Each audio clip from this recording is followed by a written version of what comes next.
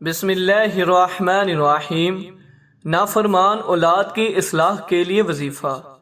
انی توکلت علی اللہ ربی و ربکم ما من دابۃ الا هو آخذ بناصیتها ان ربی علی صراط مستقیم۔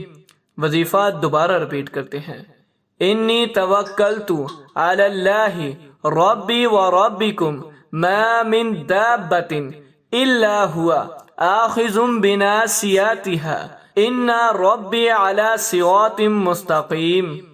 وظیفہ کرنے کا طریقہ۔